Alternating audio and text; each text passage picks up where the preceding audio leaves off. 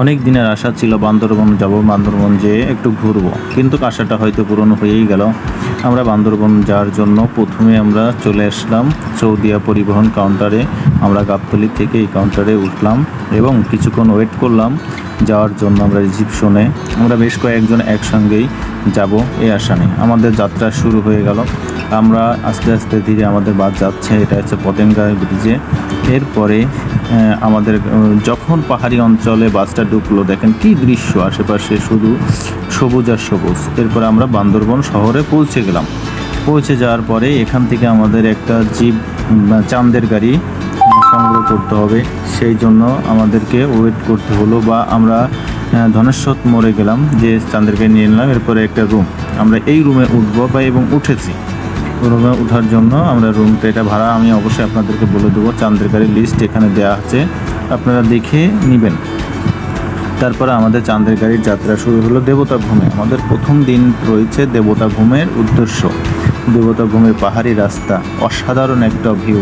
আমরা কয়েকজন বন্ধু মিলে হই হুল্লা করতে করতে যাচ্ছি। এটা আসলে বলার বাইরে। সবুজ প্রাকৃতিকের ভিতর দিয়ে যাওয়ার মজাই আলাদা। যদিও আমার ফোন ক্যামেরা অতটা ভালো আসবে না, কয়েকজন এরা আমার সবাইকে ইনসাল্ট করছে যে আমরা ফোন ক্যামেরা দিয়ে ভিডিও করি, এটাই আর কি। তারপরেও মজা লাগে যে ফোন ক্যামেরার সাথে ভিডিও ভালো হয় না, তারপরেও যাই আপনাদের সবাইকে দেখানোর চেষ্টা করবো। আর আমাকে অবশ্যই সাপোর্ট করেন, আমার চ্যানেলটি সাবস্ক্রাইব করে দিন। আমরা চলে আসলাম সেই বান্দরবনের দেবতা ঘুমের উদ্দেশ্যে। আমরা এখন যাচ্ছি হচ্ছে খাসিয়াপল্লীর ভিতর দিয়ে যাওয়া। আস্তে আস্তে আমাদের গাড়িটাও যাচ্ছে। আমরা চলে আসলাম কচ্ছপতলী বাজারে। এটা হচ্ছে কচ্ছপতলী বাজার। এখান থেকে জুতা সংগ্রহ করতে পারবেন বা বেশি খাবার নিয়ে যাবেন, অবশ্যই পানি নেবেন, নিয়ে সাথে রাখবেন যেন ক্ষুধা লাগলে খেতে পারেন। আর অনেক কষ্ট ট্রেকিংটা। চলেন শুরু করি। এই যে দেখেন আমাদের কত কষ্ট করে নামতে হচ্ছে। তারপরে বাচ্চা কাচ্চা নিয়ে আসলে অবশ্যই একটু কেয়ারফুলি আসবেন, ছোট বাচ্চা না আসাটাই বেটার হবে। আমাদের বাচ্চাটা একটু বড় ছিল, এই জন্য। তারপরেও বাস তো নেবেনই, কাউকে দিন বা না দেন, নিজের জন্য বাস নেবেন। বাস দেওয়ার মানুষ অসংখ্য আছে, কিন্তু নেওয়ার মানুষ নাই, তবু আপনি নিব, বাস নেবেন। আর ধীরে ধীরে যাচ্ছি। যে পাহাড়ি রাস্তা, আসলে খুবই ঢাল জায়গাটা। তারপরেও যাচ্ছি, এখন শুরু হয়ে যাচ্ছে আমাদের ট্রেকিংটা। ধীরে ধীরে আস্তে আস্তে পাহাড়ি রাস্তা, আসলে একটা ভয়ঙ্কর ব্যাপার। তারপরেও যাচ্ছি, মজা লাগবে। সামনে একটা সিঁড়ি দেখা যাচ্ছে, ক্যামেরায় দেখা যাচ্ছে কিনা, বোঝা যাচ্ছে কিনা অবশ্যই কমেন্টে একটু বলবেন।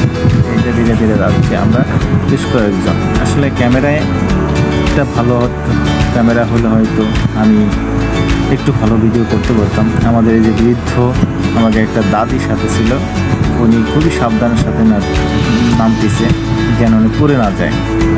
আস্তে আস্তে আমাদের যাত্রাটা দেবতা ঘুমের দিকে যাচ্ছে। এখন আমরা একটা ঝিরি পার হবো, মানে একটা খালের মতো। অসাধারণ ভিউ দেখেন, চতুর্দিকে পাহাড়, মাঝখানে একটা ঝিরি। এটা দেখলে আসলে মনটা কার না ভালো লাগবে। পাথর নিচেই একটু সাবধানে হাঁটতে হচ্ছে। এটা আসলে অসাধারণ একটা জায়গা, না আসলেই বুঝবেন না। পাথরের ধার দিয়ে পানির ঝর্ণা, কি একটা মজার একটা ব্যাপার। চলুন আপনাদেরকে ধীরে ধীরে সব কিছুই দেখানোর চেষ্টা করব। আর আমি নতুন ভিডিও বানাই, আমি আসলে এক্সপিরিয়েন্স না। এই খাসিয়াপল্লীর ভিতর দিয়ে ঢুকব এখন। খাসিয়াপল্লী, এটা কিছু আদিবাসী আছে, এনারা খুবই জনজীবনটা আসলে অনেক কষ্টের। তারপরেও পাহাড়ে যে এনরা কেমনে থাকে, হয়তো আপনার ক্ষণিকের জন্য আনন্দ লাগে, ভালো লাগে, কিন্তু স্থায়ীভাবে বসবাস করা এখানে খুবই কষ্টকর। যেটা আমি শুনেছি যে এদের চিকিৎসা ব্যবস্থা